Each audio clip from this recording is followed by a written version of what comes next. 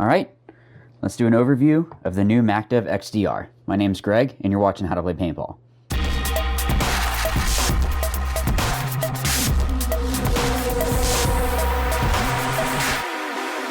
Okay, so I was lucky enough to be able to actually get one of the XDRs here from Macdev, and what I wanted to do was a quick overview. Now, if you guys would like, I can absolutely do a efficiency test with the XDR here.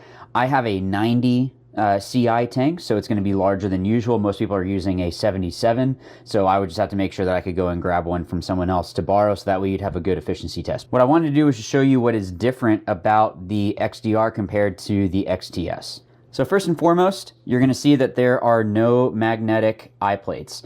So this is just something that, I mean, ultimately the XDR is a lower priced model, so they want to be able to cut price or cut cost in certain areas. Not having the magnetic plate is going to be helping with that. So you are going to have a one screw in here. The vision system is going to be the same, and the detents are the same as the XTS.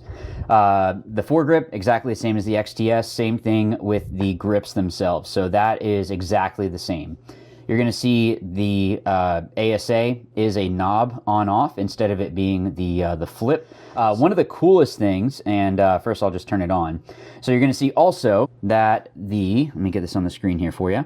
It is not a color LCD. It's just an OLED screen, so very basic. It just gets the information across. That's all that you need. So it tells you what mode you're in, your battery level, and when you're actually shooting. And then of course with the eye system, it's just telling you if there's a ball in there or not, or if you turn the eyes off, that you have the eyes off.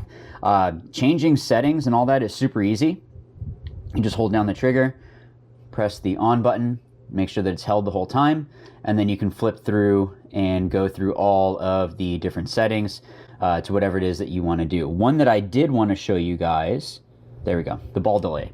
So if for some reason you get a weird kind of, it seems like the shot isn't a consistent ramp, the way that you're going to fix that is with this ball delay. So this is something that it comes stock at 5. If everything is working fine, don't change the settings. The reason why the settings are that way is that the manufacturer is sending it that way for a reason. Don't mess with stuff. But if you do have something where you're ramping and it seems like, oh man, it doesn't seem like it's a consistent ramping system or a consistent ramp, and you've already checked your batteries, that should be the first thing that you check in your loader. Make sure that your loader, like I actually had it where my control, the battery had actually, I'm sorry, not the battery, the motor had burnt out. I've been using it for a while. So I had to get a new one at the Chicago event, or sorry, the Windy City Open. Yeah, so this was something that even after, like I would put it into, or turn the eyes off, and then it would shoot consistently. So what I found is that if I drop the ball delay to 2 or 3, right now I have it at 2, that seemed to help with the ramping. So if for some reason you are having that issue, just switch it to that. Switch it to 3 first, and then see how the ramping is with that. If you need to drop it to 2, the issue is once you start dropping too low, what's happening is the board is waiting. It's a couple milliseconds. So the ball, as it drops into the breech, if it bounces around a little bit, you don't want it to be that the bolt comes forward and clips the ball, or there's something like that. So when you drop the ball delay, that's a risk that you're going to run. But if everything is shooting fine, you're good. If you start blowing up paint, put it up a little bit more. That just means that maybe the ball is dropping in and bouncing in the breech and moving around in there. If the ball is not seated properly, then the bolt might clip. But yeah, so this was something I wanted to point out. Now, if they come out with software update, maybe there's something in the code, I don't know, but this is just something I wanted to point out for you guys. One of the coolest things though is that it actually has a USB-C for recharging. This has a rechargeable battery. That's one of the coolest things that I like with this.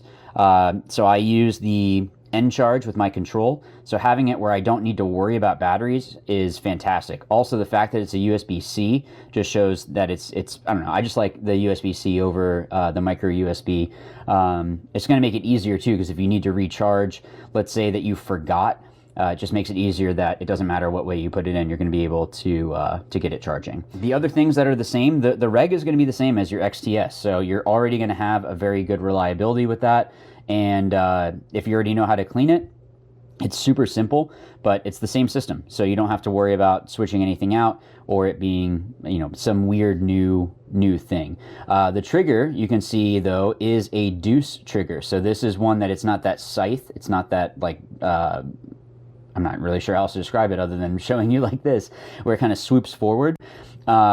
And with the trigger itself, it has the same adjustment points. So there's 4 adjustment points. I'll just go from the bottom to the top. So it's stopping point, activation point, tension, and then basically how far forward the bolt is tilted. So you can set that all up to your liking. You really want to be careful though. Don't have that activation point, the second from the bottom, don't have that so far back, because the micro switch, if it has too much pressure, that's where you're going to have issues. So you want it to be that, the way that I like to have it is have it where it clicks and then it's basically stopping right where it clicks, or it's a little bit further actually, is where I have mine right now. So you can feel the micro switch click and then it's like not even a little bit more, and then I have my the actual stopping point. There's a little set screw there, so that way I can pull it, and even if I pulled harder, or maybe I took a weird dive and like pulled harder on it, I'm not going to worry about the micro switch getting damaged in the middle of a point. So definitely a really cool thing that they did was have it where you can have a mech frame. So the XDR has a mech frame option that you're able to purchase as well. So what's really cool about it is it's just a drop-in. So there's nothing else that you need to do other than unscrew the frame, take it off, put this one on, and then you're good. That's it. That's all you need to do. Everything else is already set for you. So it's not like you have to worry about like, oh, well, you know, I need to make sure the solenoid or whatever, like you can see everything is already in there. You don't have to worry about anything else. You just drop it right in and you're good to go. So that's definitely something very different from the XTS, is that you do have a mech frame option. You know, so if you're going out and you wanted to play a mech tournament, or maybe you're just going out with some friends that don't play competitively, you're able to maybe swap this out, make it so you're not ramping on accident, you know, that kind of stuff. Maybe it's someone that's newer to playing, so you don't want it to be that you're freaking them out. You can just have it where it's the mech frame, and you know, you're not going to be able to shoot or ramp accidentally and freak them out. You know, you want people to come back and play paintball again. So so that's just a really, really cool option. So one last thing before we get into the bolt. So it does not have the knob screw, or the little tightening knob. So the XTS has the knob, so that way when you actually turn the locking arm here, it's you can pull it, tighten it a little bit more, and like that. So there's 2 options with how you're going to tighten this down. One is turning it clockwise to tighten, counterclockwise to loosen, or you can have it tighten it and then you can put an Allen key inside of there, tighten it up, and then you're going to be able to tighten it to whatever it is that's your liking. So every loader is a little bit different, so it just makes it a lot easier for you. All right, so let's get into the bolt. So with the bolt system, it's going to be very reminiscent to the XTS. You're going to see a lot of the similarities. So yes, I do need to clean my bolt, so I'll show you just some basic maintenance for it, but it's all the same as the XTS essentially. So all you're doing is unscrewing this red can from here. You're going to see that there's the difference. There is no Delrin nose that sticks out here anymore. The can is basically the same. It's essentially the same. You don't have a huge difference. As far as I know, there's not a huge difference between the can for the XTS and for the XDR.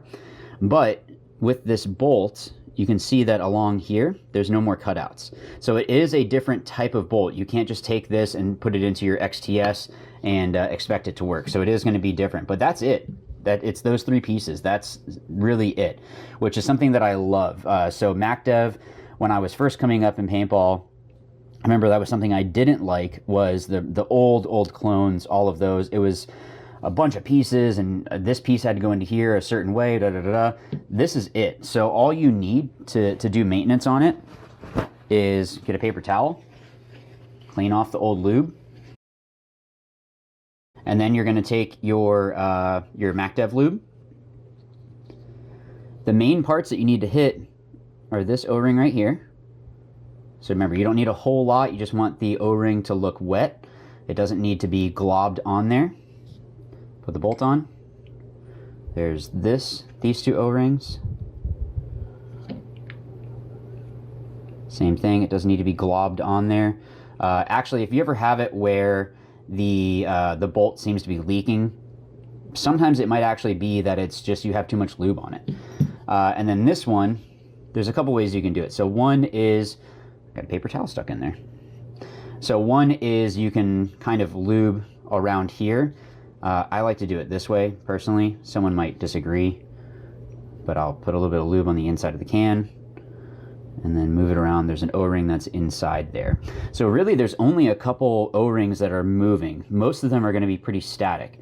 Just put a little bit extra on there, why not? Put it together. This is a trick that I don't even remember when I learned it. Turn it counterclockwise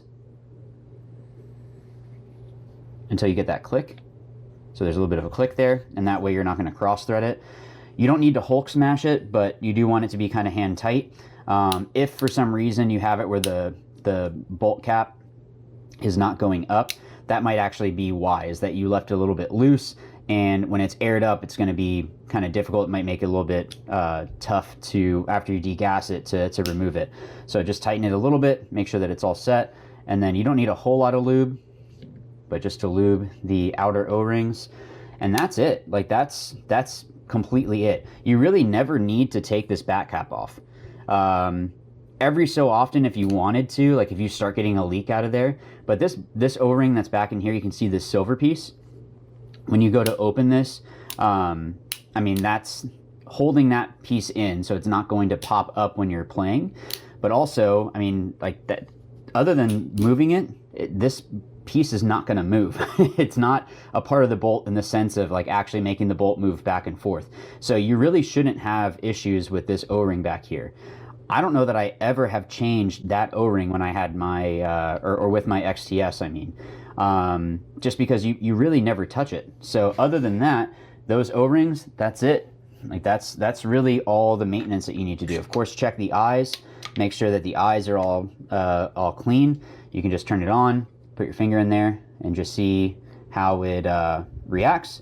Run some air through it. Unfortunately, I don't have my my stuff is still in pieces from flying back from the event, so I'll be able to put it all back together. But I mean, if there is a little bit of a leak, it might just be, it's going to be one of those couple O-rings, that one that's on the bolt, that black piece, the outer two, or the one that is inside that red can. I mean, really, those are going to be the only O-rings that you're probably going to have to change. The outer ones they're static, like I said, so you don't have to worry about it moving around so much.